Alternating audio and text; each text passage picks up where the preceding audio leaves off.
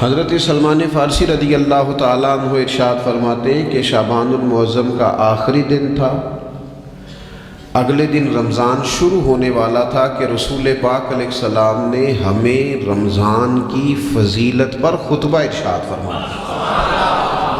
آپ اس بات کو غور سے سمجھیے کہ ایسا مہمان جس کے آنے سے پہلے اس کی فضیلت بیان کی جا رہی ہے، اور فضیلت کون بیان کر رہا ہے؟ امام الانبیاء صلی اللہ تعالیٰ علیہ وسلم۔ یہ صرف ہمارے دلوں کے اندر، امت کے دلوں کے اندر اس ماہ مقدس کی فضیلت کو اور اس کی عظمت کو بٹھانے کے لیے کہ پوری طرح تم اپنے ذہن میں اور اپنے دل میں ایک بات بٹھاؤ کہ ایک عظمتوں والا مہینہ تم پر سایہ فگن ہونے والا ہے، عظمتوں والا۔ حضور نے ایک دن قبل اس کی فضیلت بیان۔ ہمارے ہاں یہ ہوتا ہے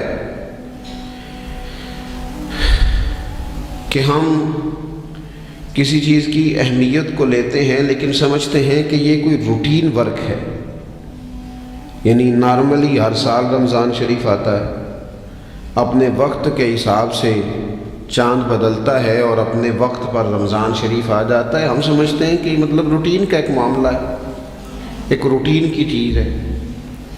لیکن اگر آپ اس کو اس نظر سے دیکھیں گے نا کہ اس مہینے کے آنے سے پہلے، یعنی ابھی ایک دن بعد آنا ہے رمضان کو، اور آنے سے پہلے حضرت سلمان فارسی فرماتے ہیں کہ نبی پاک نے ہمیں باقاعدہ بلا کے خطبہ دے کے رمضان کی عظمت ہمارے دلوں میں بٹھائی، یعنی فکری طور پر اور ذہنی طور پر امت کو تیار کیا۔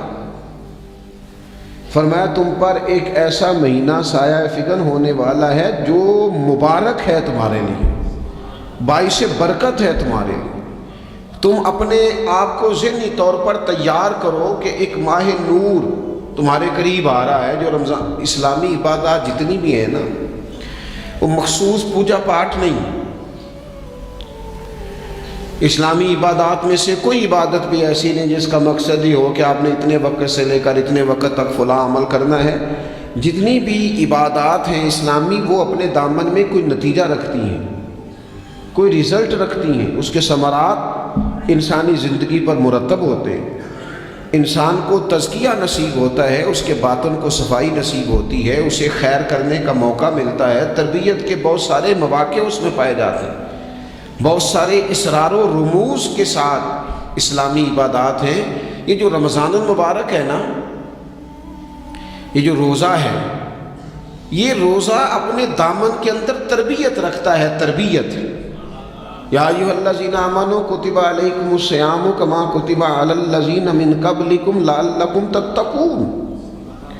اے ایمان والو، تم پر روزے فرض کیے گئے جیسا کہ تم سے پہلے لوگوں پر بھی فرض کیے گئے تھے تاکہ تم تقوی اختیار کرو۔ روزہ تمہیں پرہیزگار بنائے گا، تمہارے اندر سے جو نفسانی چیزیں ہوں گی انہیں نکالے گا، اور اللہ تبارک و تعالیٰ کی طرف تمہارے دل کا رجحان ہوگا، تمہاری روح کا رجحان ہوگا، تمہیں تزکیہ دے گا۔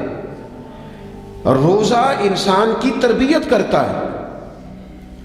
انسان کو روزہ ذہنی طور پر تیار کرتا ہے کہ اللہ کے حکم کے مطابق کھانا ہے، اللہ کے حکم کے مطابق پینا ہے۔ سب سے بڑا مسئلہ اس دور کا رزق کے حلال کا حصول ہے اور حرام سے اجتناب ہے۔ تو روزہ ہمیں یہ سبق پڑھاتا ہے کہ ہم وہی کھائیں گے اور اسی وقت کھائیں گے جو کھانے کا ہمیں ہمارے رب نے حکم ارشاد فرمایا ہے، اور جس سے اللہ رسول منع کر دیں گے جتنی مرضی چمک دمک اپنے دامن میں رکھے، جتنی مرضی، لیکن ہم وہی لیں گے جو ہمارے لیے جائز ہے۔ آپ غور فرمائیے، روزہ لعلکم تتقون، روزہ تمہیں پرہیزگار کرتا ہے۔ بہت سارے لوگ ایک بات کرتے ہیں کہ عادتیں نہیں بدلی جاتی، یار کوشش کرتا ہوں لیکن میری عادت نہیں تبدیل ہوتی۔ میں آپ کو ایک رائے دینے لگا ہوں، مشورہ دینے لگا ہوں، میں آپ سے یہ عرض کرنے لگا ہوں کہ موقع آیا ہے رمضان شریف کا۔ رمضان میں نا بندہ روٹین میں اپنی عادتیں بدلتا ہے۔ کسی کو سویرے 7 بجے کھانے کی عادت ہے، کسی کو 9 بجے کھانے کی عادت ہے، کوئی صبح ناشتہ نہیں کرتا، دوپہر میں ہی کھاتا ہے۔ لیکن رمضان آیا تو عادت بدل گئی۔ 7 بجے والا بھی نہیں کھا رہا، 9 بجے والا بھی نہیں کھا رہا، دوپہر والا بھی نہیں کھا رہا، سارے سحری میں کھا رہے ہیں۔ عادت بدل گئی، بالکل طبیعت بدل گئی، روٹین چینج ہو گئی۔ کوئی اٹھ رہا تھا صبح فجر میں اللہ کی توفیق سے، اللہ تعالیٰ معاف فرمائے، تو کچھ ایسے بھی تھے جو 9-10 بجے اٹھ رہے تھے، کچھ الحمدللہ فجر پڑھ کے چلو کسی وجہ سے پھر سو گئے، 10-11 بجے اٹھ رہے تھے، روٹین بدلی ہوئی تھی۔ رمضان آیا تو بدل گئی، سارے سحری میں اٹھ رہے ہیں، تہجد کے وقت سب کی آنکھ کھل رہی ہے، بالکل روٹین بدل گئی، حالات بدل گئے، معاملات تبدیل ہو گئے، اوقات تبدیل ہو گئے، دفاتر کے ٹائم تبدیل ہوئے، اسکولوں کے نظام تبدیل ہوئے، مدارس کے اوقات تبدیل ہوئے، ہر چیز کے اندر تبدیلی آئی۔ معنی کیا ہے کہ اللہ نے تمہیں موقع دیا ہے کہ عادتیں بدلی جا سکتی ہیں، اپنے آپ کو تبدیل کیا جا سکتا ہے، لائف سٹائل کو چینج کیا جا سکتا ہے، یہ موقع آیا ہے۔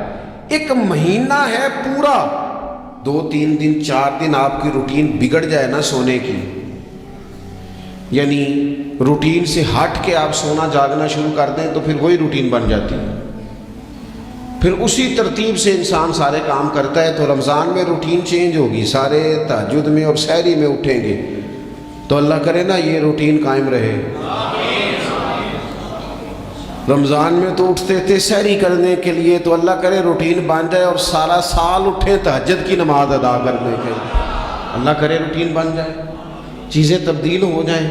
وہ لوگ جن کو ڈاکٹر کہہ رہے تھے کہ دوائی بھی کھانی ہے اور پرہیز بھی کرنا ہے، تو وہ کہہ رہے تھے جی دوائی کھانا تو آسان ہے، پرہیز کرنا مشکل ہے، تو بدلنے لگی ہے نا روٹین، آ گیا نا رمضان، پرہیز کا ٹائم شروع ہو گیا، لہذا بہترین فائدہ یہ ہوگا کہ رمضان میں پرہیز ہوگی، ڈائٹ پلان بالکل بنایا جا سکتا ہے، اس میں چیزوں کو بالکل مرتب کیا جا سکتا ہے۔ تو رمضان شریف کے آنے سے پہلے ذہنی طور پر اپنی عادات کی تبدیلی کا پروگرام بنائیں، عادتیں بدل جایا کرتی ہیں۔ رسول کریم دنیا میں آئے وَيُزَكِّيكُمْ، حضور تزکیہ کرنے تو آئے ہیں، عادتیں بدلنے تو تشریف لائے ہیں۔ نبی پاک نے صفائی ستھرائی کر دی، ساری ناپاک چیزوں کو نکال دیا۔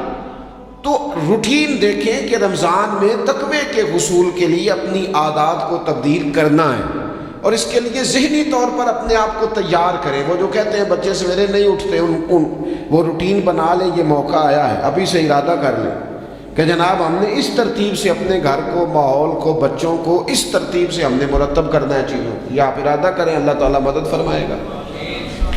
رمضان المبارک کی جو خاص فضیلت ہے، اس خاص فضیلت کو رمضان آنے سے پہلے ذہن میں بٹھا لیں، اور رمضان المبارک پورے کا پورا اس ذوق سے گزاریں کہ ذہن میں بات موجود ہو، ذہن میں، کہ دراصل رمضان کیا ہے۔ اللہ کے پیارے رسول صلی اللہ تعالیٰ علیہ وسلم نے فرمایا، اے لوگو تم پر ایک عظیم المرتبت مہینہ سایہ فکن ہو رہا ہے۔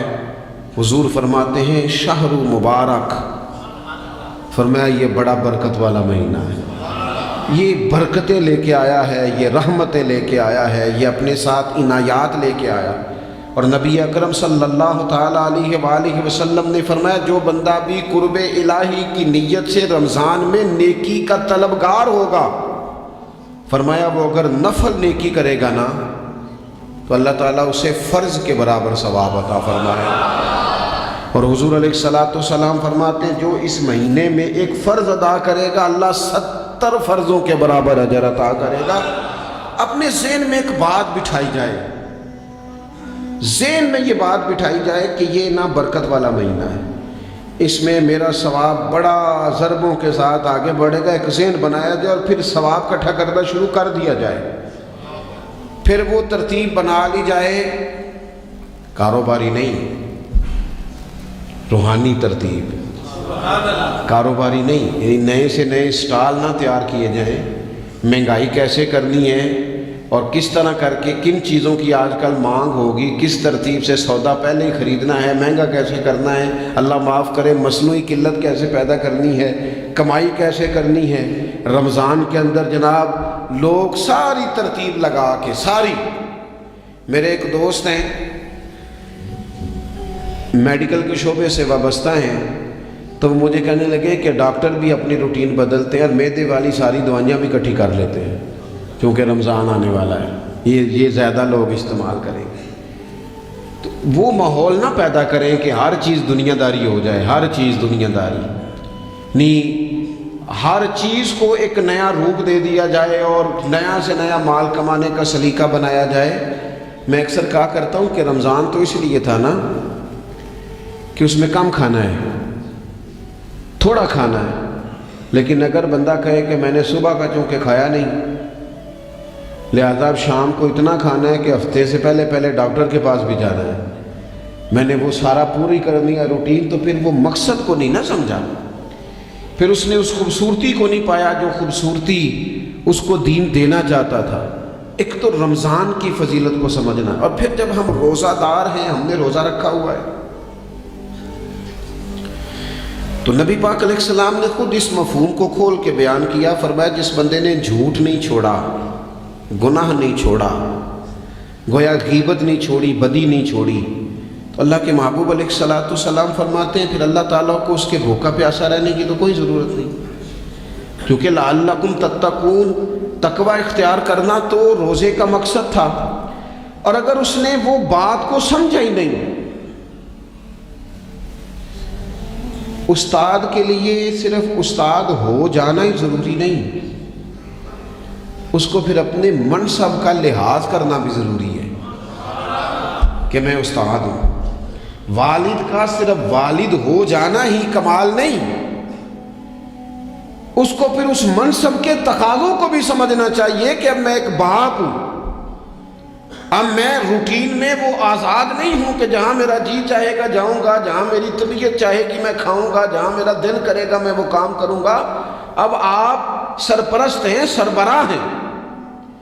انسان دیکھیں نا، ایک شخص ہے وہ عالم ہے، اب علم پڑھ لینا صرف کمال نہیں، وہ اپنے منصب کو بھی تو سمجھے نا، اس منصب کے وقار کو، اس کے لحاظ کو بھی تو سمجھے نا۔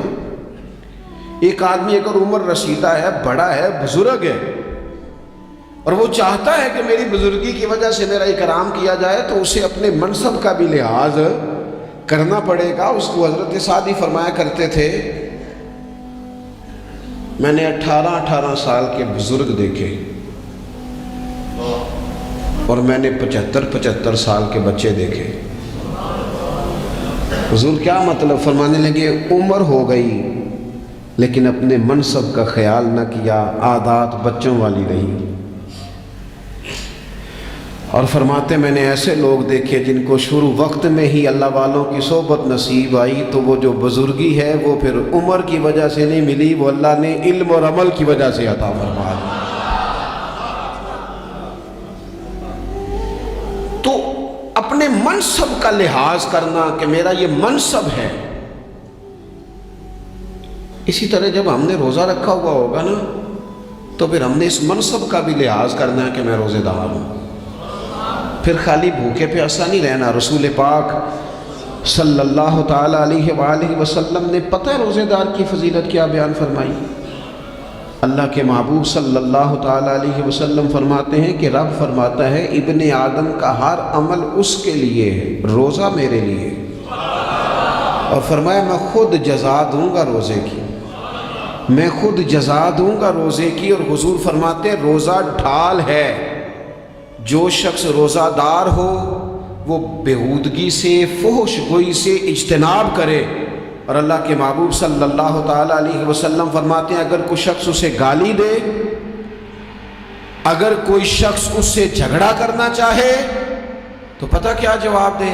اسے کہے بھئی میں روزے دار ہوں، میرے منصب کا تقاضا نہیں کہ میں تیرے ساتھ الجھوں۔ اور رسول پاک صلی اللہ علیہ وسلم فرمانے لگے اوہو اتنی بڑی بات۔ حضور فرمانے لگے، یہ صحیح مسلم کے لفظ ہیں، کریم محبوب فرمانے لگے مجھے اس رب کی عزت کی قسم جس کے قبضے میں محمد عربی صلی اللہ علیہ وسلم کی جان ہے، حضور فرماتے روزہ دار کے منہ کی خوشبو اللہ تعالیٰ کے نزدیک قیامت کے دن مشک کی خوشبو سے بھی زیادہ بکت والی ہوگی۔ اس کے منہ سے جو خوشبو آتی ہے قیامت میں مشک پیچھے رہ جائے گا، اور رب کی بارگاہ میں صرف روزہ دار کے منہ سے، اگر تیرے منہ کی خوشبو رب کو اتنی پسند ہے تو تجھے بھی تو اپنے منصب کا خیال ہونا چاہیے کہ میں نے روزہ رکھا ہوا ہے، میں روزہ دار ہوں۔ اور میرے نبی پاک علیہ السلام کے یہ دو لفظ ہیں نا، وہ صوفیاء ہیں نا، اللہ کے نیک بندے، جو ساری زندگی تڑپتے رہے کہ کبھی یہ حقیقت منتظر نظر آنا لباس مجاز میں، کبھی مالک ایک دفعہ کبھی تیرا جلوہ ملے، کبھی یہ حقیقت منتظر نظر آنا لباس مجاز میں۔ لاکھوں سجدے تڑپ رہے ہیں میری جبین نیاز میں، اور جو ساری زندگی کہتے رہے کہ ہم تو عمر دراز مانگ کے لائے تھے 4 دن، 2 آرزو میں کٹ گئے، 2 انتظار میں، کہ دیکھو انہیں انعام ملنے لگا۔ جو اس کی راہ کے سوالی تھے، جو اس کے رستے کے مسافر تھے، جو اسے پانا چاہتے تھے، جو اس کی دید کرنا چاہتے تھے، جو اسے ملنا چاہتے تھے، میرے رسول پاک علیہ السلام نے فرمایا روزہ دار کو 2 خوشیاں ملیں گی۔ ایک خوشی اس وقت ملتی ہے جب وہ افطار کرتا ہے، اور فرمایا ایک خوشی اس وقت ملے گی جب وہ اپنے رب سے ملاقات کرے گا، جب وہ اس سے ملے گا، تو اس وقت روزہ دار کو خوشی ہوگی۔ میرے دوستو، خوشی تو جو ہوگی سو ہوگی، لیکن یہ لفظ بڑے حسین نہیں کہ روزہ دار کی رب سے ملاقات ہوگی، یہی لفظ بڑے باکمال نہیں۔ ایک روایت میں تو یہ ہے نا کہ روزہ میرے لیے ہے، میں اس کی جزا دوں گا، اور ایک روایت میں یہ ہے کہ روزہ میرے لیے ہے اور رب فرماتا ہے میں خود روزے کی جزا ہوں، یعنی باقی نیکیوں پر ثواب ملے گا، روزہ رکھنے والے کو رب رحمان ملے گا۔ نبی اکرم صلی اللہ تعالی علیہ وسلم کے امت کے صوفیاء نے نا کچھ چیزوں کو بڑا کھولا ہے۔ عارف رومی کہتے ہیں کہ ایک دن نا محمود غزنوی نے خزانوں کے دروازے کھول دیے اور فرمایا بھائی میں نے آج ہر چیز کھول دی ہے، جو جس چیز پہ ہاتھ رکھے گا وہ اسی کی ہو جائے گی۔ لوگ دوڑے، کوئی سونے کی طرف، کوئی چاندی کی طرف، کوئی جائیدادوں کی طرف، کوئی خزانے کی کنجیوں کی طرف، کوئی بڑے بہترین گھوڑے اور اونٹوں کی طرف، لوگ دوڑ گئے، جو جس پہ ہاتھ رکھے گا اسی کا، سب بھاگ گئے۔ ایاز بیٹھا ہے، نہ وہ حسن میں رہی شوخیاں، نہ وہ عشق میں رہی گرمیاں، نہ وہ غزنوی میں تڑپ رہی، نہ وہ خم ہے زلف ایاز میں، وہ لذتیں کہاں۔ ایاز چپ کر کے بیٹھا ہے۔ پھر محمود نے ایاز کی طرف مخاطب کر کے کہا ایاز اٹھنا نہیں، آج لوٹ سیل لگ گئی ہے، جو جس چیز پہ ہاتھ رکھے گا اسی کی۔ ایاز کہنے لگا بات پکی ہے نا؟ تو محمود خوش تھے، موڈ بڑا اچھا تھا، کہا بالکل پکی ہے۔ تو ایاز کہنے لگے چلو ٹھیک ہے۔ ایاز اٹھے، پیچھے سے جا کے نا تو محمود کے کندھے پہ ہاتھ رکھ دیا، محمود کے کندھے پہ ہاتھ رکھا۔ محمود کہنے لگے یہ کیا بات کا، آپ سے میں نے پوچھا تھا بات پکی ہے، جو جس پہ ہاتھ رکھے گا اسی کا نا۔ تو تھوڑی دیر پہلے مسکراتے چہروں میں آنسو آ گئے، ایاز بھی روئے تو محمود بھی روئے۔ کہا بادشاہ پکا رہنا، وہ جن کو خزانے چاہیے تھے وہ دوڑ گئے، مجھے تو چاہیے۔ لنگ کئی مہینے تے برس گئے تے تیری دید نو دیدے ترس گئے، تیری تو ملے گا۔ تو پھر کہا محمود نے، اس نے کہا میں وعدہ کر چکا تھا، بس ٹھیک ہے، باقیوں کے خزانے اور میں تیرا، طے ہو گئی۔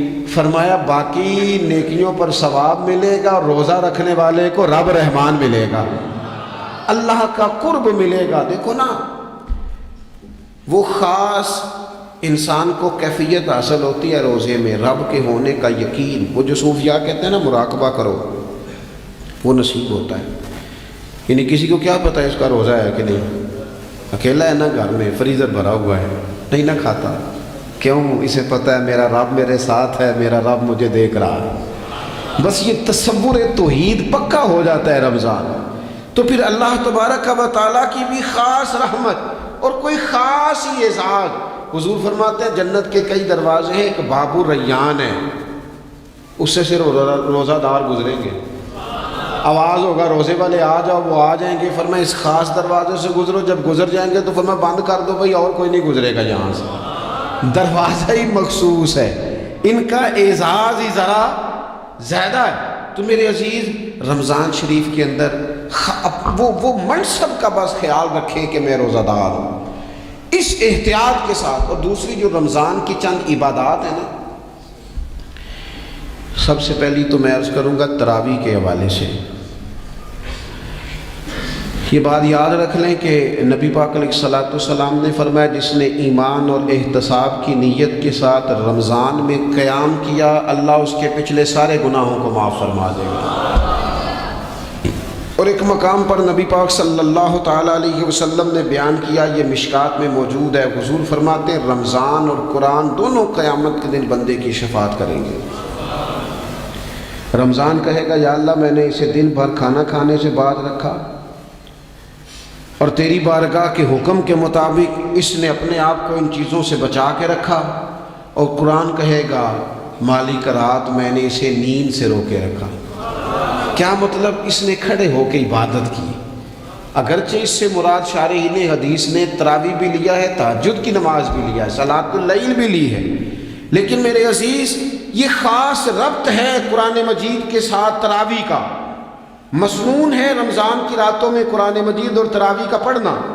اگر تھوڑی سی نا طبیعت میں صرف تبدیلی پیدا کی جائے، میں نے دیکھا ہے کہ جو لوگ کہتے ہیں نا میرا وقت بڑا قیمتی ہے، بڑی ساری جگہوں پہ آپ کو بیٹھنا پڑتا ہے، بیٹھیں آپ 2 گھنٹے بیٹھیں، 3 گھنٹے بیٹھیں۔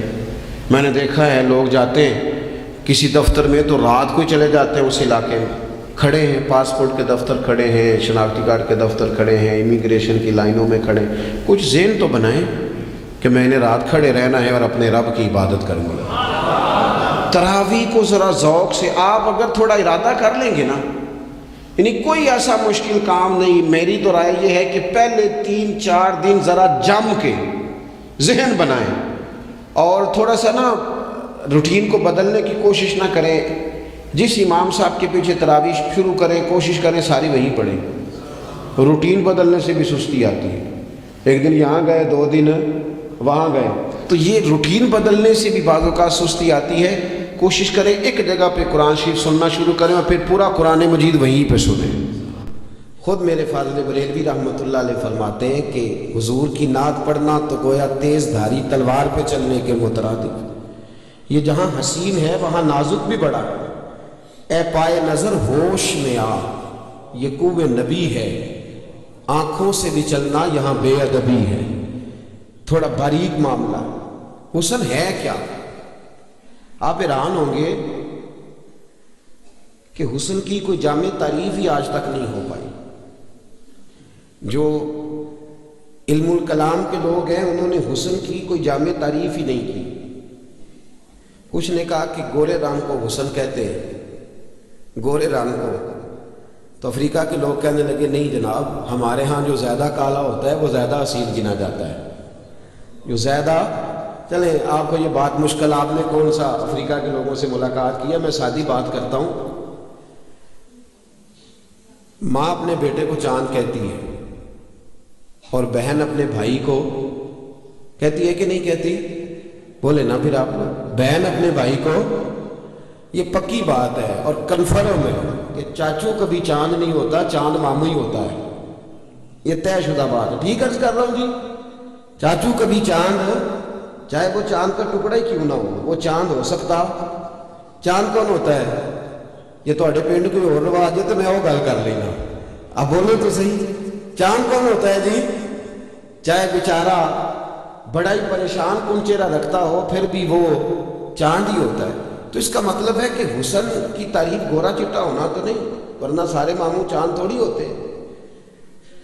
تو بعض لوگوں نے کہا کہ گورے رنگ کو حسن کہتے ہیں، کچھ نے کہا نہیں یہ تعریف بھی ٹھیک نہیں۔ حسین وہ ہوتا ہے جس کے نین نقش ٹھیک ہوتے ہیں، وہ حسین ہوتا ہے۔ بڑا گورا چٹا رنگ ہو لیکن اس کی ناک کی چپٹی، میری طرف دیکھیں، بڑی مہربانی، اللہ آپ کو جزائے خیر دے، ناک ہی اس کی چپٹی ہو اور کان ہی اس کے ٹھیک نہ ہو تو وہ کیسے حسین ہو گیا؟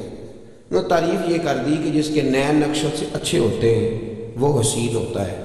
امام راغب کہنے لگے نہیں تم دونوں کی بات ٹھیک نہیں، حسن دیکھنے والے کی آنکھ میں ہوتا ہے، حسن دیکھنے والے کی لیکن نا کچھ کو پیلا رنگ پسند ہے، کچھ کو نیلا پسند ہے، تو وہ فرمانے لگے کہ پھر حسن تو آنکھ میں ہوا نا، جس کو جو چیز پسند تھی وہ اس کے لیے حسین ہو گئی، تو حسن دیکھنے والے کی آنکھ میں ہے۔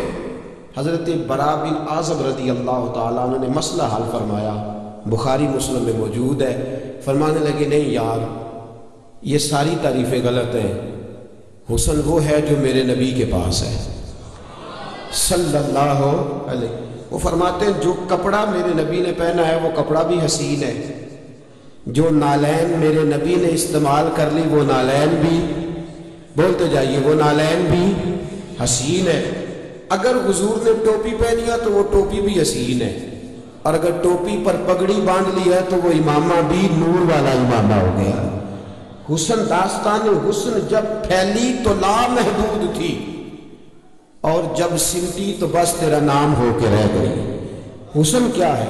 تو فرمانے لگے، حضرت برا بن عازب بخاری مسلم میں موجود ہے، فرمانے لگے کان رسول اللہ صلی اللہ علیہ وسلم احسن الناس وجہا، حضور ہی ساری دنیا سے حسین تھے، اور کوئی یہ نہ سمجھے کہ بناوٹ حسین تھی، فرماتے وہ احسنہم خلقا، میرے نبی کے اخلاق بھی بڑے حسین تھے۔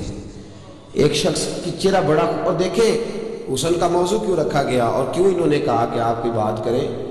لوگ کہتے ہیں جی آپ لوگ میلاد بیان کرتے رہتے ہیں، حسن و جمال بیان کرتے رہتے ہیں، فضائل و کمالات بیان کرتے رہتے ہیں، تعلیمات آپ کو بیان کرنی چاہیے۔ کتابیں بھری ہوئی ہیں، سیرت کی کتابیں، شمائل کی، خصائل کی کتابیں بھری ہوئی ہیں۔ اگر یہ چیزیں بیان نہیں کرنی چاہیے تھی تو صحابہ نے روایت کیوں کی تھی؟ انہوں نے روایت کیا ان چیزوں کو۔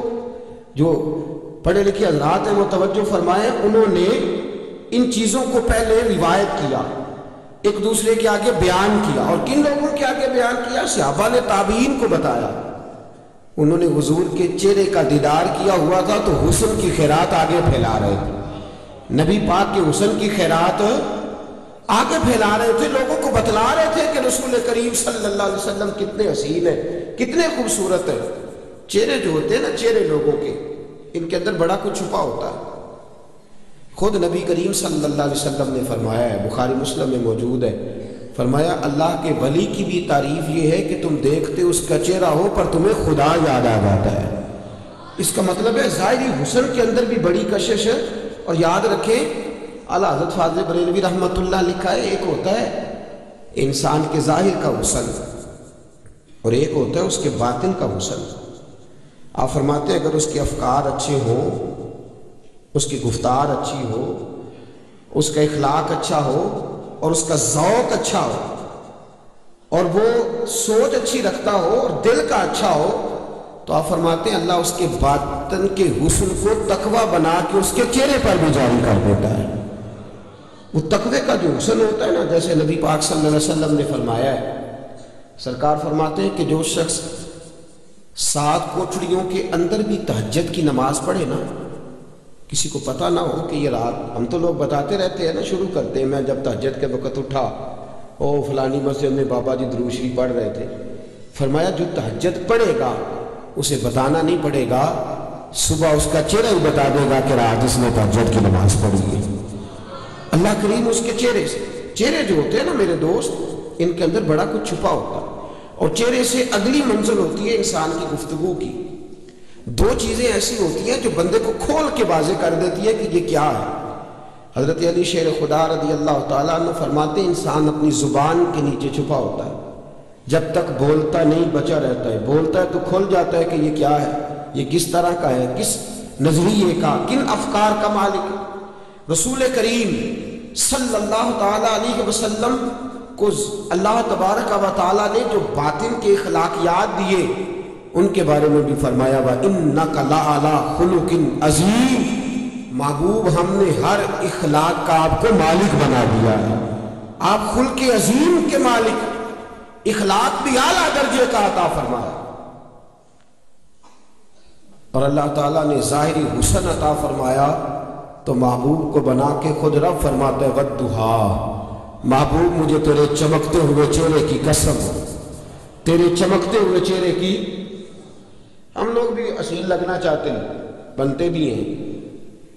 اپنا اپنا زاویہ نگاہ ہے. ہمارے بچے پتہ نہیں کہاں سے داڑھی کے ڈیزائن بنا آتے ہیں اور سر پہ 2-4 ہزار روپیہ دے کے بال بھی کھڑے کراتے ہیں اور پھر پریشان بھی رہتے ہیں اس واسطے کہ انہیں میں پیسے لائے نہیں اور میرے حال وہدا ہی کوئی نہیں. 4-5-10 جگہ تے کھلو کے وہدے نے دائیں بائیں کہ کسی بندے توجہ کیتی ہے کہ نہیں کیتی. جب کوئی نہ کرے تو اپنی فوٹو آپ ہی کھچ کے فیس بک تے دے چڑھ دیں. آپ ہی پتہ نہیں انہوں نے کی نام رکھیا نے جی آپ ہی فوٹو کھچی دی کی آدھے نے جی انہوں جی سیلفی. پتہ سارے میں جان کے نہیں پہ بول دے بھئی ان پری مجلس بڑی بزم میں راز کی بات کہہ دی بڑا بے ادب ہوں سدا چاہتا. اپنی تصویر خود ہی کھینچ کر کے یہ بھی عجیب شوق والا لوگوں میں کھانا کھا رہا ہوں میں سائیکل پہ بیٹھا ہوں میں فلان جگہ. ہم حسین لگنا چاہتے. ادھر دیکھ میرے دوست اور یاد رکھ جوانوں یہ جو بناوٹ کی زندگی ہوتی ہے یہ مشکل ہوتی ہے. میرے رسول کریم صلی اللہ تعالی علیہ وسلم کسی کے پاس بیٹھ کر کبھی تیار نہیں ہوئے. حضور خالی وضو کر کے گلی میں نکلتے تھے. لوگ نبی کریم کا چہرہ دیکھتے جاتے تھے کلمہ پڑھتے جاتے تھے.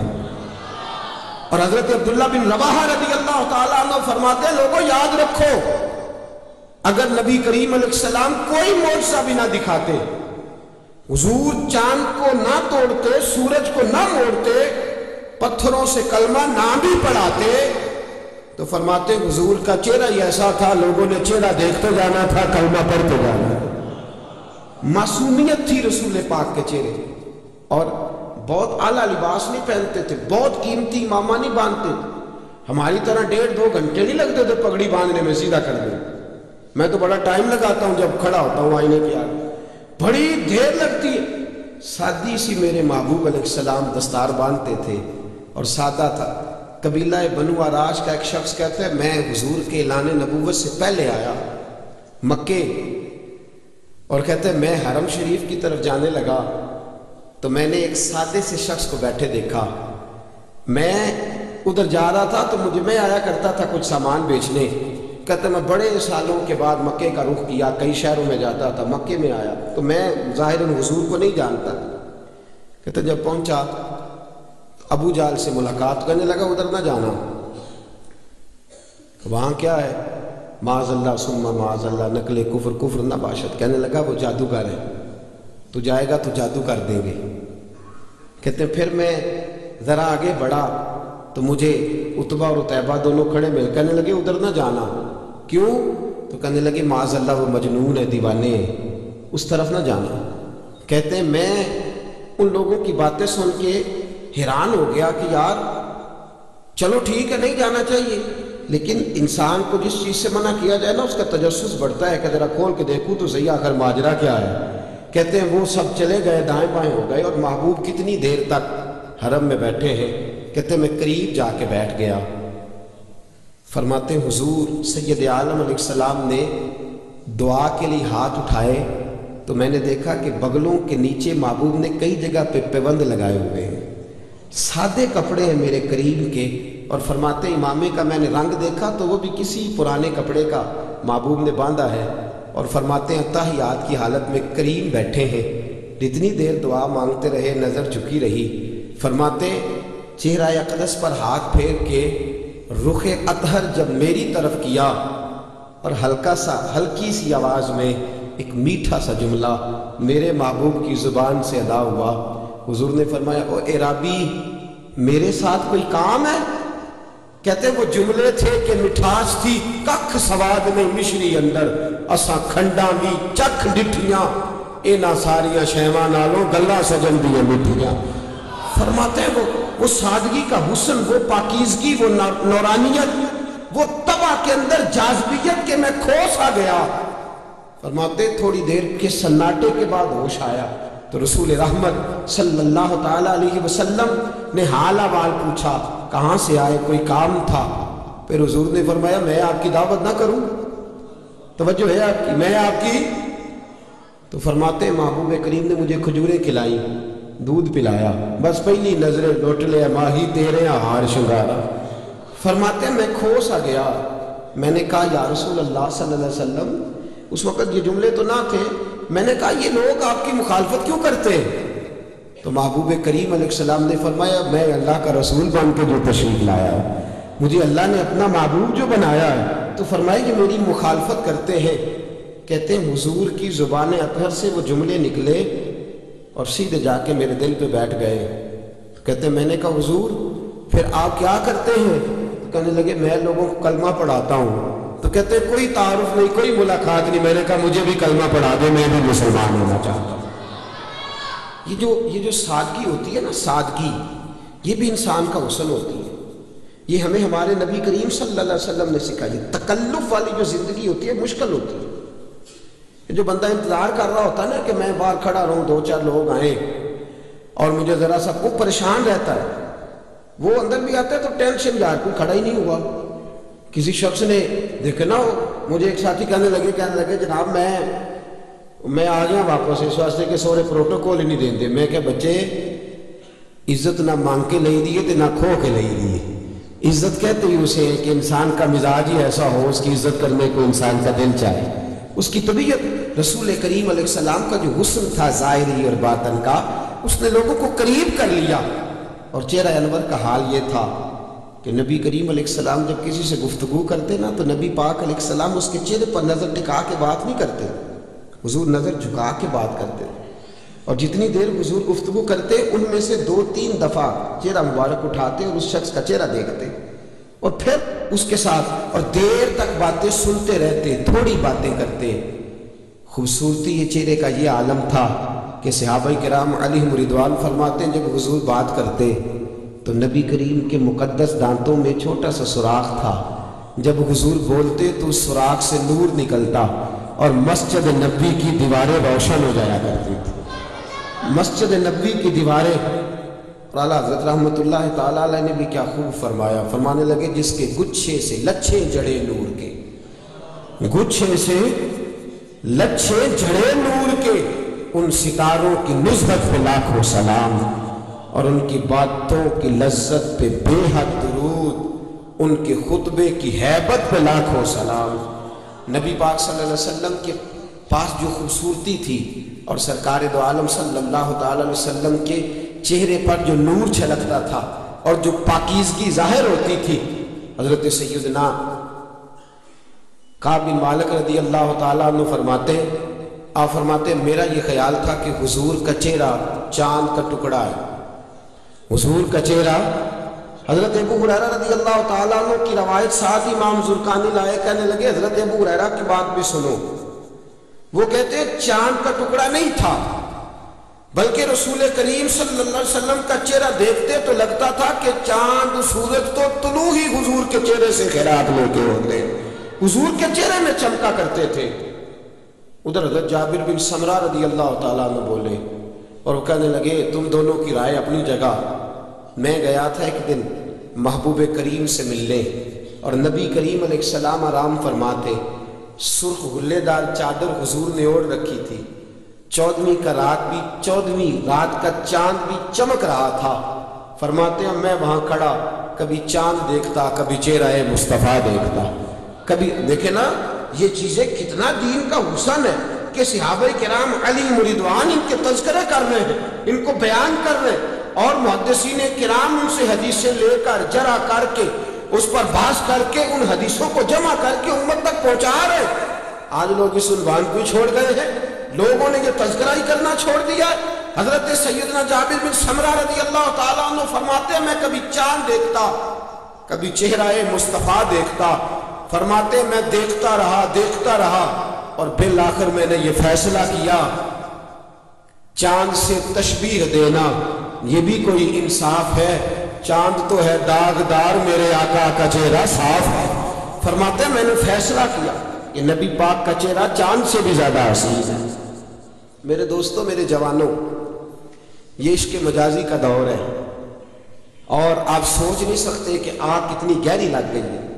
سوچ بڑے بڑے معزز گھروں تک یہ آگ آن پہنچی، بڑے بڑے معزز، اور آپ 2015 گزر رہا ہے تو تجزیے آ رہے ہیں، صرف پنجاب میں ان لوگوں کی تعداد لاکھوں میں ہو گئی ہے جو مرضی سے شادی کرنے لگے۔ اور آپ کو کبھی ٹٹول نہ پڑے، میں تو فیس بک استعمال نہیں کرتا، میرے عزیز کرتے، وہ مجھے دکھاتے رہتے ہیں کچھ چیزیں۔ آپ کبھی اس آگ کو ڈھونڈ کر کے دیکھیں تو حسن مجازی پر اشعار اور حسن مجازی کی بات، اور میری ملت کا جوان، چند دن پہلے ایک لڑکا انتقال ہوا تو اس کی اخبار پر تفصیل آئی اس کے مرنے کی، تو کہا وہ عشق مجازی کے چکر میں ایسا کھویا کہ پورے پنجاب میں وہ حسن کا پرستار بن کے پھرا، اور کئی کوٹھوں پہ وہ گیا اور کئی جگہ کی گندگی اس نے سمیٹی، بالآخر اتنا بیمار ہوا کہ قبر کی دیوار تک چلا گیا۔ اس دور کے ملا نے بڑا ظلم کیا ہے، اس نے کہا ہے کہ رسول پاک صلی اللہ علیہ وسلم تو میرے جیسے ہیں، نبی پاک صلی اللہ علیہ وسلم تم معاذ اللہ تعالیٰ عام انسان جیسے ہیں۔ اس نے ظلم کیا ہے، کاش یہ کسی کو پاس بٹھاتا، اسے بتلاتا کہ محبوب کی جو پیشانی ہے وہ والفجر والی ہے، یہ بتلاتا کہ چہرہ بددہا والا ہے، یہ بتلاتا کہ حضور کی جو آنکھیں ہیں ما زاغ البصر وما طغی والی ہے، یہ نبی پاک کے حسن کے تذکرے عام کرتا تو میری ملت کا جوان کبھی گمراہ نہ ہوتا۔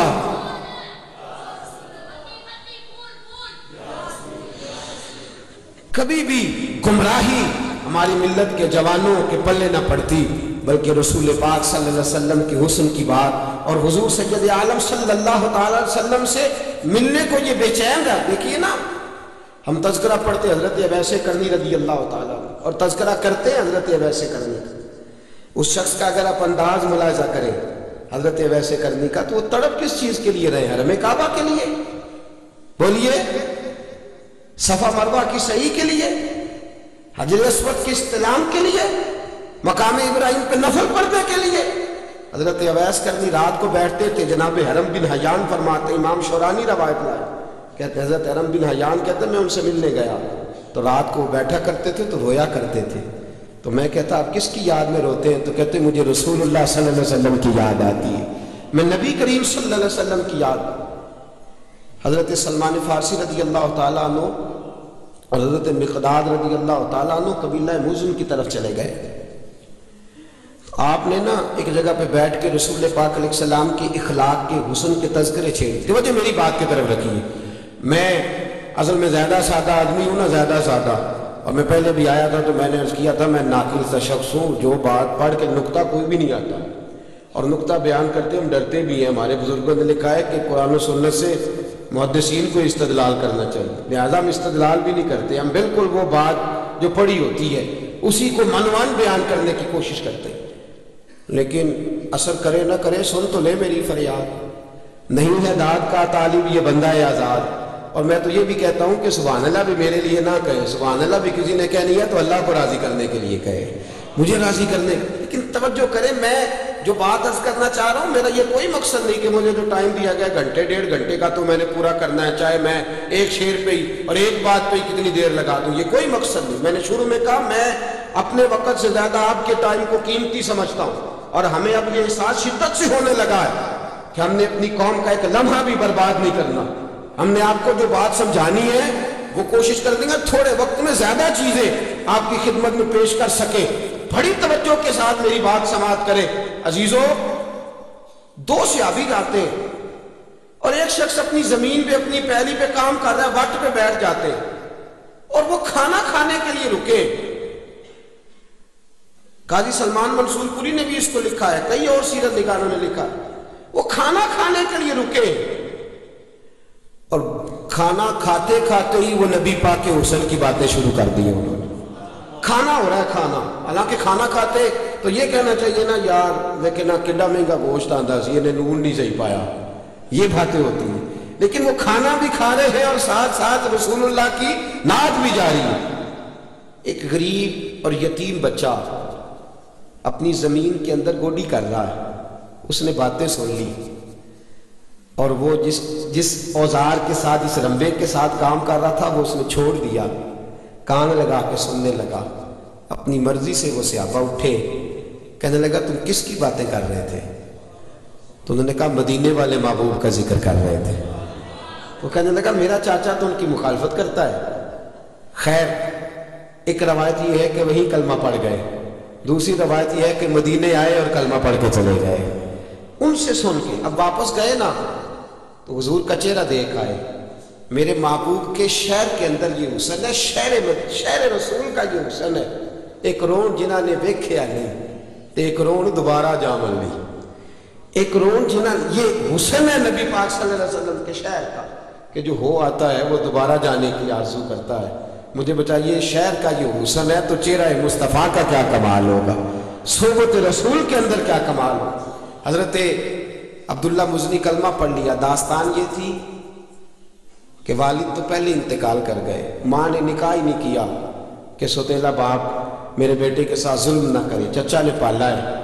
اب وہ محبت سینے کے اندر لگ گئی ہے نا, عشق لگا سی کھیڈا کھیڈ دی نوں تے مینوں کھیڈاں بھول گئیاں. میں کجل پایا سی یار دے ویکھنے نوں, پھر وہ یاد وچ روندیاں ہی ڈل گئیاں. حیدر شاہ اس گلی کدے نہ رول دی, پر ہن تے رول گئیاں. بڑے دن بیت گئے جدائی میں, بڑے دن. اور دوستو ہونا چاہیے, آج بھی ایسا ہونا چاہیے کہ کوئی رات ایسی آئے کہ ہم بھی اٹھ کے اپنے علامہ صاحب کے پاس جائیں اور اس سے کہیں بڑے دن ہو گئے ہیں, محبوب کی زیارت کرنے کو جی چاہتا ہے, کوئی بتاؤ کون سا درود پڑھے تو زیارت ہوگی. اب یہ سوتے خشک ہوتے جا رہے ہیں, اب دلوں کے اندر سے یہ سرور اٹھتے دکھائی دے رہے. اہل خیر کی مجالس بھی اس محبت سے خالی ہوتی جا رہی ہے. اللہ ماشاءاللہ. حضرت عبداللہ مزنی کئی دنوں سے بے چین ہے. ماں کے پاس جاتے تو روتے ہیں, کہتے ہیں ماں حسن مصطفیٰ کے لیے بے چین ہو گیا ہوں, نبی پاک کے بغیر میرا دل نہیں لگتا. ماں کہتی بیٹا تیرا چاچا بڑا دشمن ہے معاذ اللہ اسلام کا, تو جانے کی بات کرے گا تو وہ ناراض ہو جائے گا, تجھے مارے گا. چلے جاتے, 2 4 5 بار تو صبر کیا, پھر دل کے ہاتھوں مجبور ہو گئے. دل کملا ہے, چل رہا ہے, ضد کرتا ہے, مجبور ہو گئے. ماں کے سامنے کھڑے ہوئے, روئے, آنکھوں میں آنسو آئے. تو ماں تو ماں ہوتی ہے نا.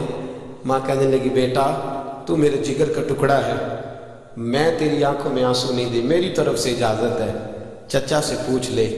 آئے محبوب کے حسن کے قیدی آئے, نبی کریم صلی اللہ علیہ وسلم کے جلوے دیکھنے کو بے چین. حضرت عبداللہ مزنی آئے تو چاچا کے سامنے سینہ تان کے کھڑے ہوئے, گردن جھکی ہوئی ہے. چاچا یہ تو جانتا تھا مسلمان ہو گئے ہیں. مسلمان جب کوئی ہوتا ہے تو اس کے انداز ہی بدل جاتے ہیں, اس کے طور طریقے ہی بدل جاتے ہیں. کھڑے ہیں, کدھر آئے ہو؟ نظر جھکی. اور بولتا کیوں نہیں؟ زبان بند ہے. کیوں نہیں بول, کہاں جانا ہے؟ تو ہلکے لب و لہجے میں حضرت عبداللہ مزنی بولے, کہا چچا میرا مدینے جانے کو دل کرتا ہے. لنگ کئی مہینے تے برس گئے, تے وہ دی دید نو دیدے ترس گئے. اب میرا دل کرتا ہے, میں حضور کے جلووں کے لیے بے چین ہوں, اب نہیں رہ سکتا, مجھے جانے دو. چچا غصے میں آ گیا, کہنے لگا تو کیسے جا سکتا ہے؟ تجھے پتہ ہے تجھے جو گھر دیا ہے وہ میرا ہے, اگر جانا ہے تو چھوڑنا پڑے گا. دوستو دیکھو قیمت جو محبوب کی محبت کے قیدی تھے اور جو حسن رسول کے شیدائی تھے, انہوں نے کتنی قیمتیں ادا کی. کہا چچا تو مکان رکھ لے, مجھے نہیں چاہیے. کہا وہ جو تیرے گھر کے اندر جانور بندے ہیں وہ بھی میں نے دیے ہیں. کہا چچا رکھ لے. کہا وہ جو تیرے پاس پیسے ہیں وہ میرے دیے ہوئے ہیں. کہا تو رکھ لے. کہا یہ جو تیرے وجود پہ کپڑے ہیں یہ بھی میں نے خرید کے دیے تھے, کپڑے بھی اتار کے دے دیے. تینوں لب دے آپ گواچے, سانو اپنی خبر نہ کوئی, ساتھوں پارے ککھ گلیاں دے. سانو آکھ دے لوگ شدائی, اسی ننگ نموس تو ساڑ تا چولا, گل پہنے تاج گدائی. وہ سجنا اپنا آپ گوایا تا یار نے چاہتی پائی. اتار دیے کپڑے.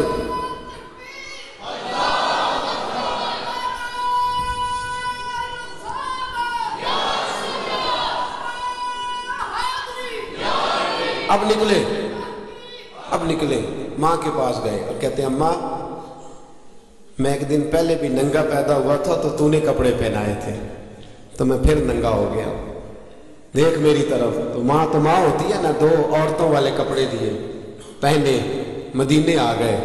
میرے محبوب کریم صلی اللہ تعالی علیہ وسلم کی بارگاہ میں رہنے لگے. سادے سے ہیں.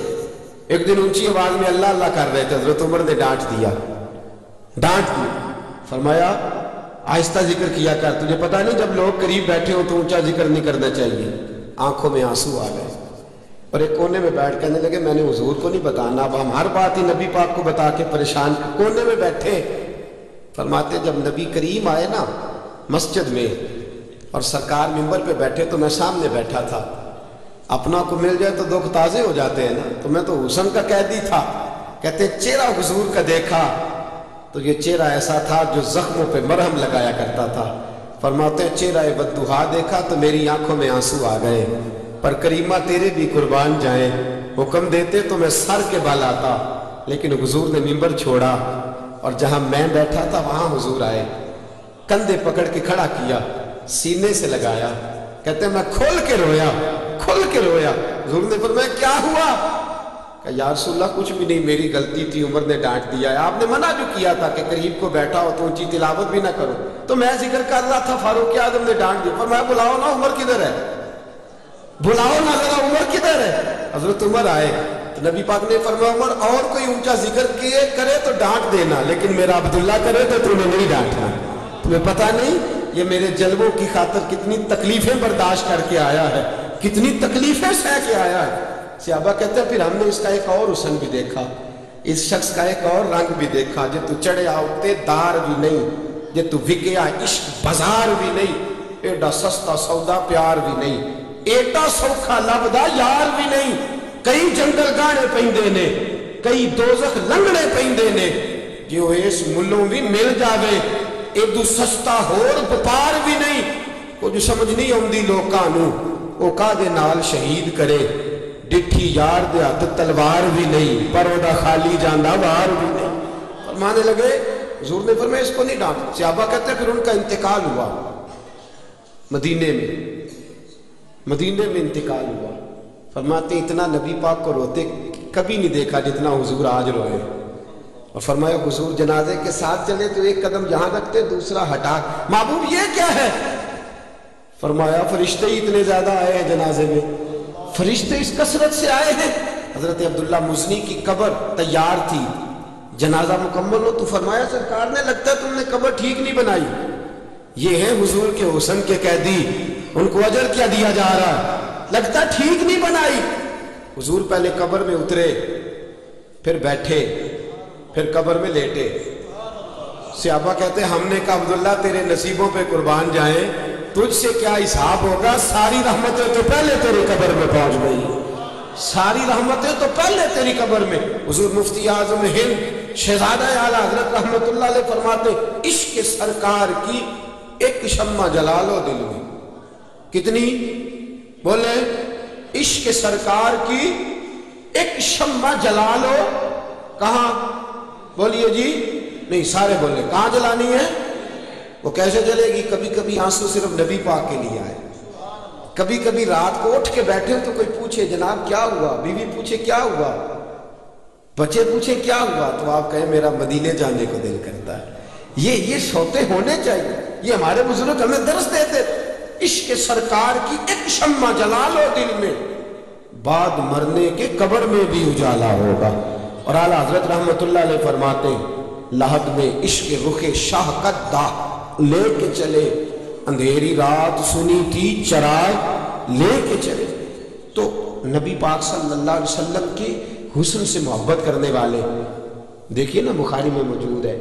सहाबा कहते हैं हमारी कोशिश होती थी पहली साफ में नमाज पढ़े, सवाब ज्यादा होता है। और मानने लगे नहीं सवाब भी होता है, लेकिन हम तो पहली साफ में इसलिए नमाज पढ़ते थे कि नमाज भी होती रहेगी, चेहरा बद्दुआ का दीदार भी होता रहेगा, ये तिलावत भी होती रहेगी, ये तिलावत भी होती रहेगी। नबी पाक सल्लल्लाहु अलैहि वसल्लम को अल्लाह ने जाहिर का हुस्न भी कमाल दिया, बातिन के इखलाकियात भी कमाल। कुछ लोग गोरे चिट्टे होते हैं, लबो लहजा ठीक नहीं होता, उनकी जाहिरी बनावट बड़ी अच्छी होती, लेकिन बोलते हैं तो उनकी जुबान से ऐसे तीर बरसते हैं कि दिल छील के रख देते हैं, काट के गुजर जाते हैं रूह को। मेरे महबूब का जाहिरी हुस्न भी कमाल का था, इखलाक भी कमाल का था। महबूब पाक अलैहिस्सलाम के अंदाज कमाल के थे। बस तेरी सूरत तेरी सीरत जमाने से निराली है, और तेरी हर एक अदा प्यारे अदाए बेमिसाली है। ये जो चेहरे की मासूमियत होती है, मैं शुरू में अर्ज किया, ये नेकियों की वजह से होती है। इंसान जब तकवा इख्तियार करता है ना, हमने बहुत सारे बुजुर्गों को देखा है, वो गोरे चिट्टे नहीं थे, घोरा रंग नहीं था, सांवले थे, लेकिन उनके باطن کے حسن نے ان کے چہروں کو نور علی نور کر دیا۔ فیض مجسم علامہ فیض احمد صاحب ویسی رحمت اللہ علیہ کا رنگ گھورا سفید نہیں تھا، لیکن اگر کوئی ان کو امامہ باندھے اور جبہ پہنے دیکھتا تھا تو دیکھتا ہی رہتا تھا۔ حضرت علامہ الحاج ابو داؤد محمد صادق صاحب رحمت اللہ علیہ، آپ کیا جان سکتے ہیں کہ وہ بڑی دیر تک حجام کے پاس بیٹھے رہتے ہو، یا 5-10 جگہوں سے انہوں نے کریمیں خرید کے رکھی ہوئی تھی، لیکن جو چہرہ دیکھتا تھا وہ دیکھتا ہی رہ جاتا تھا۔ ان بزرگوں نے وہ جو تقوی کا نور تھا وہ ان کے، اور بڑے بڑے لوگ ڈرتے کیوں تھے؟ ڈرتے ہیں لوگ سچے آدمی سے، ڈرتے ہیں پاکیزہ اخلاق آدمی سے، اس کے کردار کے حسن سے ڈرتے ہیں۔ باتوں سے کون مرعوب ہوتا ہے؟ باتیں تو چند منٹوں کی ہوتی ہیں، پھر انسان کچھ دیر کسی کے ساتھ گزارتا ہے، اس سے آگاہ ہو جاتا ہے کہ یہ آدمی کتنے پانی میں۔ تو نبی کریم صلی اللہ علیہ وسلم کے چہرے کی پاکیزگی نے، آپ کے اعضاء کے حسن نے، لب و لہجے کی خوبصورتی نے لوگوں کو گھائل بھی کیا، مائل بھی کیا، اور دین کی طرف لوگوں کی توجہ بھی کرائی۔ حضرت طارق بن عبداللہ رضی اللہ تعالیٰ عنہ فرماتے ہیں میں حضور علیہ السلام کو نہیں جانتا تھا ظاہراً، اور میں اپنے قبیلے کے ساتھ، ہم لوگ جا رہے تھے تجارت، اس دور میں لوگ تجارت کرنے جاتے تھے تو ہوٹل تو ہوتے نہیں تھے، تو خیمے بھی ساتھ رکھتے تھے، کھانا بھی ساتھ رکھتے تھے، خشک چیزیں لے جاتے تھے، جہاں قیام کرتے تھے وہاں کھانا پکاتے تھے، خیمہ لگاتے تھے، قیام کرتے تھے۔ فرماتے میں جا رہا تھا، ہم لوگوں نے پڑاؤ کیا ہوا تھا مدینہ منورہ کے قریب، ایک دن ہم نے دیکھا نبی پاک صلی اللہ علیہ وسلم کو تشریف لاتے ہوئے، حضور تشریف لا رہے ہیں، اور فرماتے ہیں نبی پاک صلی اللہ علیہ وسلم جب تک ہمارے قریب آئے تو حضور علیہ السلام کی وہ خوبصورتی، وہ جھکی ہوئی نظریں، وہ نبی پاک صلی اللہ علیہ وسلم کا بڑا معصومانہ انداز، اور فرماتے ہیں لباس حضور کا اس دور کے لحاظ سے بظاہر قیمتی نہیں، لیکن بڑا اجلا لباس، بڑا صاف ستھرا لباس، اور بڑی خوشبوئیں دور سے استقبال کرتی ہیں۔ فرماتے ہیں آ کے نبی کریم صلی اللہ علیہ وسلم کھڑے ہوئے، ہمارے پاس ایک سرخ رنگ کا گھوڑا تھا یا اونٹ تھا، فرماتے ہیں نبی پاک صلی اللہ علیہ وسلم کو وہ پسند آ گیا۔ توجہ ہے آپ کی میری بات؟ بس کراں جی، یہ ساری رات جنہی تو تقریر میں آتی نہیں، میں انہی کو کر دی جنہی کو میرے آتی ہے، لیکن جو بات عرض کر رہا ہوں آپ کی توجہ ہے میری بات؟ کوئی پریشانی تو نہیں آج آپ کو؟ جی تسی دائیں بائیں بڑا بہندے ہو، میں پریشان ہو جانا بھی پتہ نہیں کدھا پہ انتظار کر دینے۔ آپ مہربانی فرمائے میری بات سنیں، میری طرف دیکھیں سنیں۔ حضرت طارق بن عبداللہ فرماتے ہیں حضور آ گئے، اور پورے قبیلے میں سے نا، حضرت بلال حبشی صاحب فرماتے ہیں پورے قبیلے میں سے ایک بندہ بھی سرکار کو نہیں جانتا، اور ہم تاجر بھی ہیں، تاجر سمجھدار ہوتے ہیں، اور تجارت کے معاملے میں کسی شخص کی بھی ذرا برابر حرکت کو قبول نہیں کرتے۔ کہتے سید عالم صلی اللہ علیہ وسلم کھڑے ہوئے تو اونٹ حضور کو پسند آ گیا، نبی پاک نے فرمایا بیچو گے؟ کہتے سردار کو آگے لگایا سودا کرنے کے لیے، یعنی سیانوں میں سے جو سیانوں کا سردار تھا، ہم تاجروں میں سے بھی جو ہمارا سردار تھا اس کو کہا سودا کر، کہتے سودا طے ہوا، 9 دینار میں سودا ہو گیا۔ نبی کریم علیہ السلام نے سیدنا بلال حبشی رضی اللہ تعالیٰ عنہ سے فرمایا لگام پکڑو اونٹ کی، چلو۔ کہا بھئی میں شہر میں جا کے پیسے بھیجتا ہوں۔ فرماتے ہیں سرکار کا رخ انور ہوا مدینے کی طرف، اور خرامہ خرامہ حضور جانے لگے۔ جتنی دیر سرکار کھڑے رہے لوگ اداؤں میں ہی اتنے کھوئے رہے کہ کوئی اور بات یاد ہی نہ آئی، کھوئے رہے حضور کی باتوں میں، نبی پاک صلی اللہ تعالی وسلم کے حسن و جمال میں ایسے محب ہوئے کہ کچھ یاد ہی نہ رہا۔ جب ذرا آگے چلے گئے تو ایک شخص بولا، کہنے لگا سردار صاحب آپ سیانے بندے ہیں، اس شخص کو جانتے ہیں جس کے ہاتھ آپ نے اونٹ بیچا ہے؟ کہا کوئی نہیں جانتے۔ کہا آپ نے بیچ دیا، نہ نام پوچھا نہ ایڈریس پوچھا، ایسے دے دیا ہے؟ اوہو خیال ہی نہیں رہا یار، خیال ہی نہیں رہا۔ ان کی باتوں کی لذت پہ بے حد درود، اور ان کے خطبے کی ہیبت پہ لاکھوں سلام۔ فرمایا خیال ہی نہیں رہا۔ سردار کہنے لگا دور نہیں گئے، ابھی نظر آ رہے ہیں، بھاگ کے جاؤ ایک شخص، اور سادی سی بات ہے، ان سے کو ٹھہر جاؤ، اونٹ چھوڑ جاؤ، آپ پیسے بھیج دیں غلام کے ہاتھ اور اونٹ لے جائے، جاؤ۔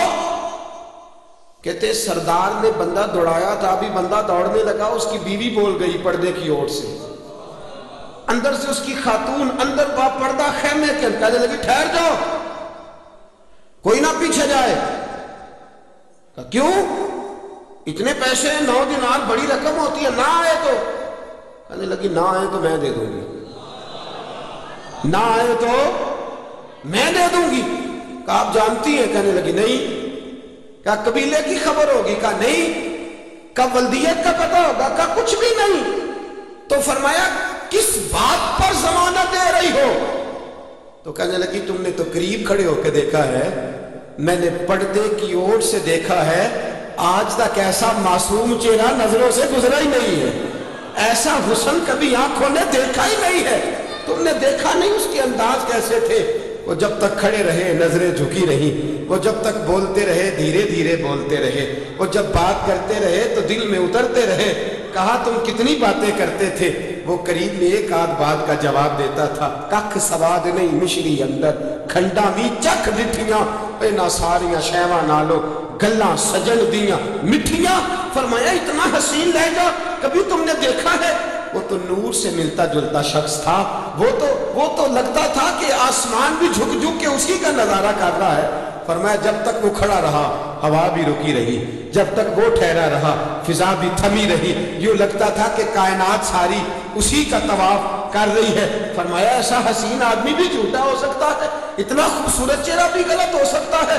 فرمایا قسم ہے مجھے اپنے معبودوں کی، وہ سچا ہے، خبردار کوئی پیچھے نہ جائے، پیسے آ گئے تو ٹھیک ورنہ میں دے دوں گی۔ کہتے ہیں حضرت طارق بن عبداللہ رضی اللہ کہتے ہیں ہم بیٹھے رہے انتظار کرتے، چند گھڑیاں گزری تو سیدنا بلال آئے اور فرماتے ہیں یہ بھی عجیب مست شخصیت ہے، یہ بھی عجیب نور کا پالا شخص ہے، فرشتے بھی کرتے ہیں تعظیم میری، فدا ہو کہ ان پر یہ عزت ملی ہے۔ فرماتے ہیں پیچھے نا باندھ کے کچھ چیز ہوئی ہے اور مست آ رہے ہیں۔ فرمایا آتے ہی کہا یہ لو 9 دینار، یہ لو 9 دینار، اور پیچھے سے رومال کھولا، کہنے لگے یہ تمہارے 9 دینار ہیں اور یہ کریم رسول نے کھجوریں بھیجی ہیں، تمہاری دعوت فرمائی ہے، چلو کھجوریں کھاؤ، چلو کھجوریں کھاؤ۔ تو کہتے ہیں نہ کسی کا کھجور کی طرف خیال ہے نہ پیسے کی طرف خیال ہے۔ کہتے ہیں بلال وہ تھے کون؟ بلال وہ تھے کون؟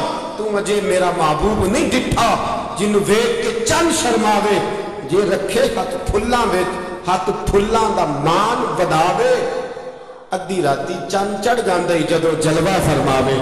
فرمایا تم نہیں جانتے آمینہ کا گود پالا ہے، حلیمہ نے دودھ پلایا ہے، ابو طالب اس کی بلائیں لیتے گئے ہیں۔ فرمایا مکے میں جب بارشیں نہیں ہوتی تھی تو لوگ میرے محبوب کو حرم میں بٹھا کے مصطفیٰ کے حسن کا وسیلہ دیتے تھے، رب بارش عطا فرما دیا کرتا تھا۔ میرے دوستو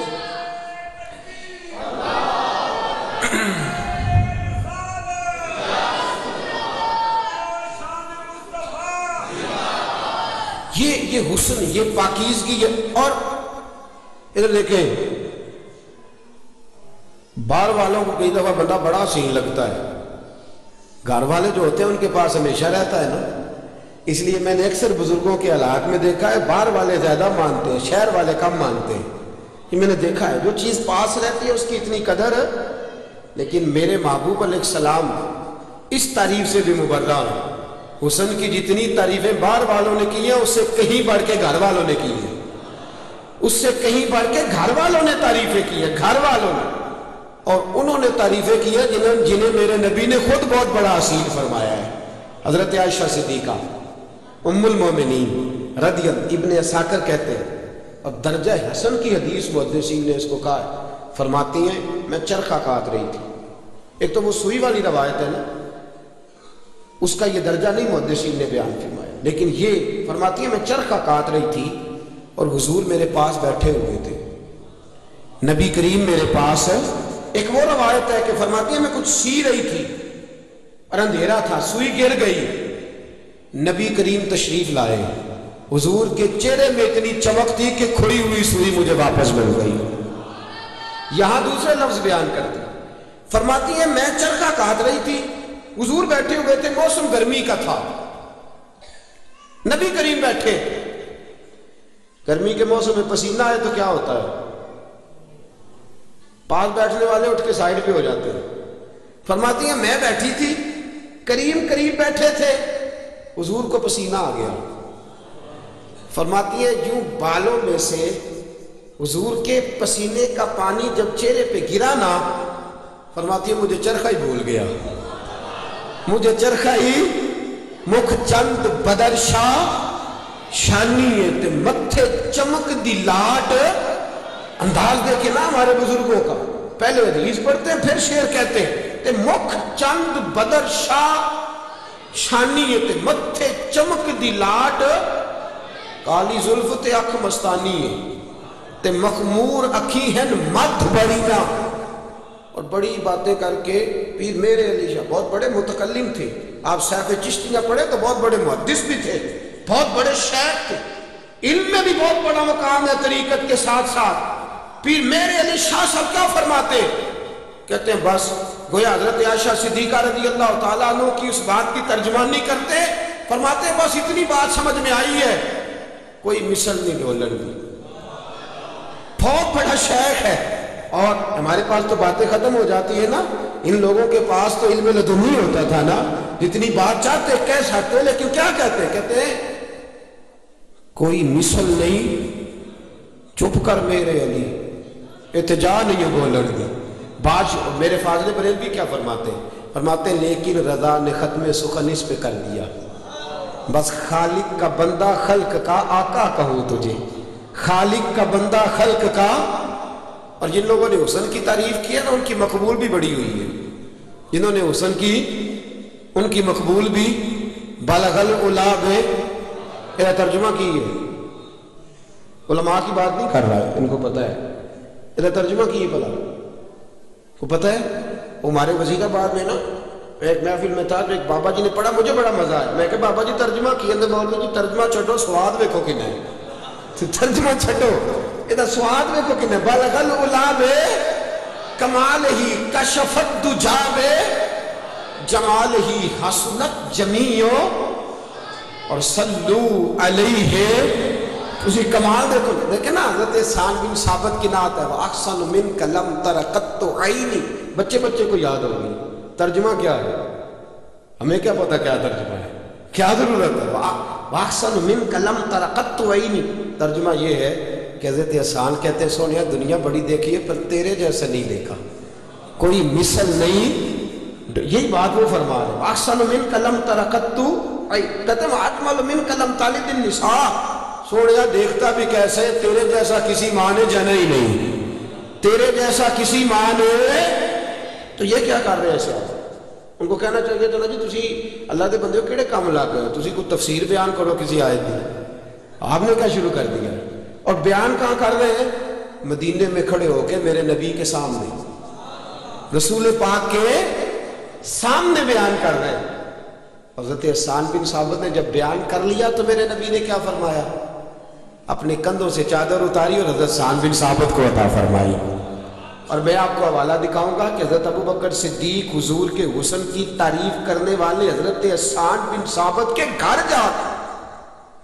جا کے ہر مہینے نذرانہ دے کے آیا کرتے تھے، ہر مہینے۔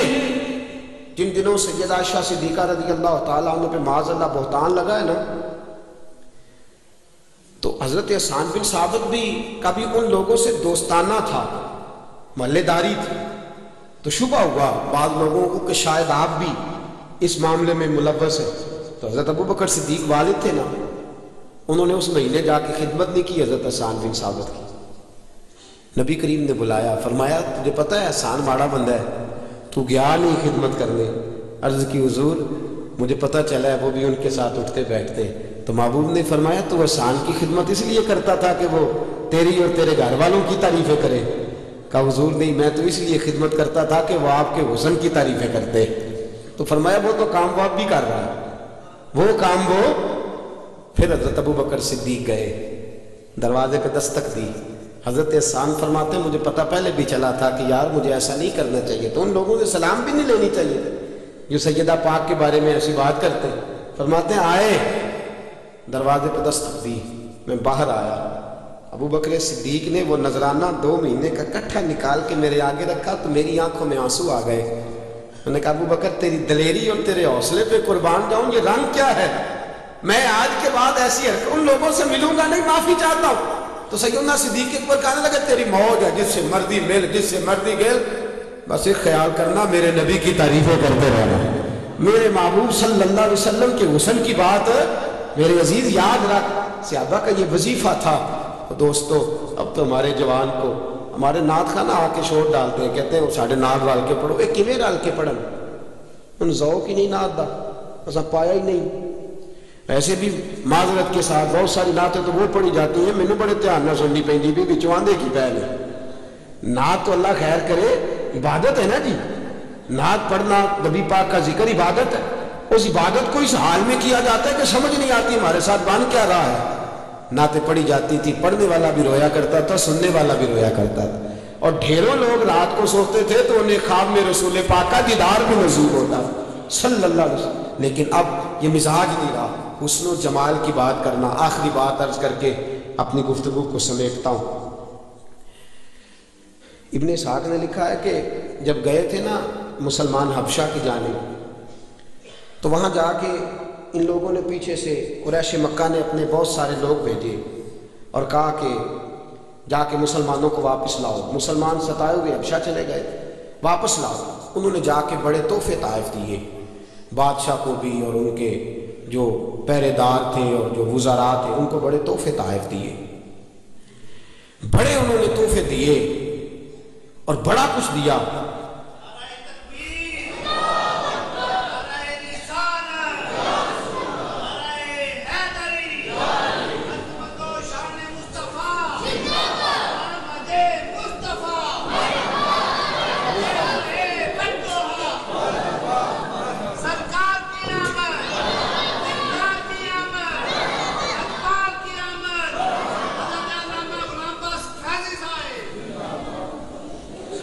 اپنی بات کو اختتام کی طرف لے کے جا رہا ہوں۔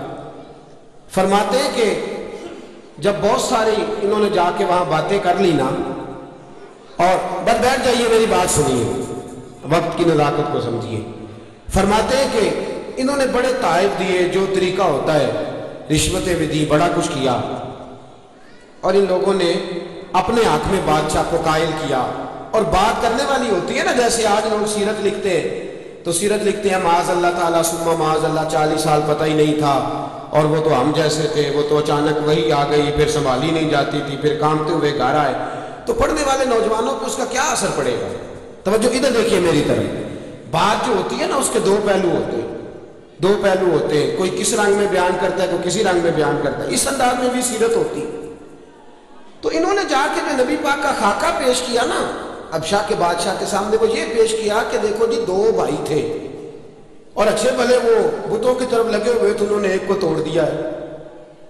باپ بیٹا تھے، ایک ہی مندر میں کٹھے جاتے تھے، انہیں ایک کو علیحدہ کر دیا، لڑائی شروع کرا دی، فلانا کام کرا دیا۔ اب بادشاہ اور وہاں جو بیٹھے لوگ تھے ان کی عقل ان باتوں کو نہ قبول کرنے لگے کہ بات تو ٹھیک ہے، نئی بات کرنے کی کیا ضرورت ہے، معاذ اللہ جیسے آج بہت ساری جگہوں پہ بات سننے کو ملتی ہے۔ خیر، اب بادشاہ بڑا سمجھدار تھا، اس نے کہا ایسے تو نہیں، میں ان کا موقف بھی سنوں گا۔ حضرت جعفر طیار کو بلایا، حضرت جعفر طیار کو بلایا، سر پہ امامہ، سفید سوٹ، ہاتھ میں چھڑی، اور وہاں جب بات ہو رہی تھی لوگ حضرت جعفر طیار سے کہنے لگے اب کیا بنے گا، اب کیا بنے گا؟ وہ تو بادشاہ تک پہنچ گئے۔ فرمایا کچھ بھی نہیں بنے گا۔ کہا وہاں کیا کہیں گے؟ فرمایا میں کوئی دائیں بائیں کی بات نہیں کروں گا، جو میرے محبوب نے حق سچ بیان کیا ہے میں وہ جا کے بیان کر دوں گا، کوئی دوسری بات نہیں۔ اب وہاں پہنچے، ایک وہ لوگ تھے جنہوں نے یہ انداز اختیار فرمایا، اور ایک حضرت جعفر طیار ہیں جنہوں نے اپنے ٹھہرے لب و لہجے میں اور پورے وقار، سنجیدگی، دبدبے اور تنتنے سے گفتگو چھیڑی اور میرے نبی کی نعت بیان کرنی شروع کی۔ کہنے لگے بادشاہ، یہ تو کہتے ہیں نا اس نے غلاموں کو باغی کر دیا ہے، ہم نے پیسے بھی دیے ہیں پھر بھی ہماری بات نہیں مانتے۔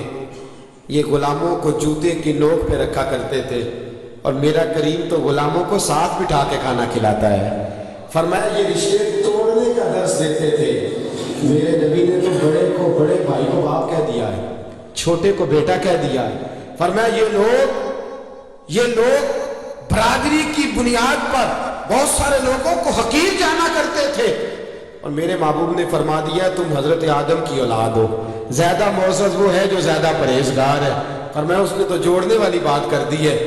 صحابہ کہتے ہیں نبی پاک کا ذکر کرتے کرتے جیسے ہی حضرت جعفر کی آنکھوں میں آنسو آئے، ہم نے بادشاہ کی آنکھوں میں بھی آنسو دے دیے۔ رسول کریم کے حسن کی، جمال کی بات ہمارے بزرگوں نے کی ہی اس درد کے ساتھ ہے، اس لگن کے ساتھ ہے، اس گہرائی کے ساتھ، کہ اس بات کو کرتے کرتے انہوں نے سینوں میں محبت رسول اتار دی ہے، سینوں میں۔ آپ دیکھیں نا، ہمارے بزرگ نعت سن کے رویا کرتے تھے اور ان کے پاس بیٹھے مجمع پر بھی رکت طاری ہو جایا کرتی تھی۔ ہمارے بزرگوں نے یہ خوبصورتیاں بانٹی اور دنیا کو یہ حسن دیا، اس حسن کی خیرات پھر آگے لوگوں کو ملی۔ سید ایوب علی رضوی صاحب رحمۃ اللہ علیہ فرماتے ہیں، اعلیٰ حضرت فاضل بریلوی رحمۃ اللہ علیہ کے بارے میں، آپ فرماتے ہیں کوئی نبی پاک صلی اللہ علیہ وسلم کی نعت پڑھنے لگتا تھا تو فاضل بریلوی اٹھ کے جاتے تھے، پہلے وضو کر کے آیا کرتے، فرماتے تھے تازہ وضو کر کے آ رہا ہوں، ایک وضو موجود ہے پھر تازہ کر کے آ رہا ہوں، اس لیے کہ میں نے ذکر رسول سننا ہے۔ اور فرمایا جتنی دیر حضور کی نعت پڑھی جاتی ہے تحیات کی حالت میں بیٹھے رہتے ہیں۔ یہ ہمارے بزرگوں نے ہمیں محبوب کے حسن و جمال کے تذکرے کرنے اور سننے کی بابت باتیں سمجھائی ہیں۔ آج تو بڑی ساری خشکی ہمارے اپنے لوگوں کے اندر آتی جا رہی ہے اور ہمیں خود بڑی پریشانیوں کا سامنا کرنا پڑ رہا ہے۔ میں اکثر کہتا ہوں اتنا ہمارے لنگر پہ غیروں کو اعتراض نہیں اتنا ہمیں خود ہے، اتنی ہماری محفل پہ غیروں کو شکوہ نہیں اتنا کسی کو ضرورت ہی کوئی نہیں بات کرنے کی، اسی ساریاں آپ ہی کر لیں گے، خود ہی ہم اتنی باتیں کر لیتے ہیں، کسی کو حاجت ہی نہیں ہوتی۔ تھوڑا تھوڑا سمجھیں، نعت کے قریب آئیں۔ فاضل بریلوی کی دیکھیں نا، حضور مفتی اعظم ہند کا کتنا سادہ کلام ہے، حبیب خدا کا نظارہ کروں میں، پھر دل و جان ان پر نثارہ کروں۔ کتنی شادی بات، کہتے ہیں جس دن میں نے جلوہ والدعا دیکھنا ہر چیز ہی حضور پہ لٹا دینی، دل و جان ان پر وارہ کروں میں۔ اور پھر فرماتے فرشتے جو پوچھے میرا دین و ایمان، قبر میں جا کے کیسی ترجمانی، فرشتے جو پوچھے میرا دین و ایمان، تمہاری ہی جانب اشارہ کروں میں۔ میرے دوستو یہ ذوق ہمیں ہمارے بزرگوں نے دیا ہے۔ اللہ کی بارگاہ میں دعا کرتا ہوں رب کریم ہمیں اپنے بزرگوں کے سینوں سے نکلے ہوئے اس عشق رسول صلی اللہ علیہ وسلم کے فیضان کو سمیٹنے کی توفیق عطا فرمائے، آمین۔ ہمیشہ مدحت خیر الانام میں گزرے، دعا ہے یہ عمر درود و سلام میں گزرے، وآخر دعوانا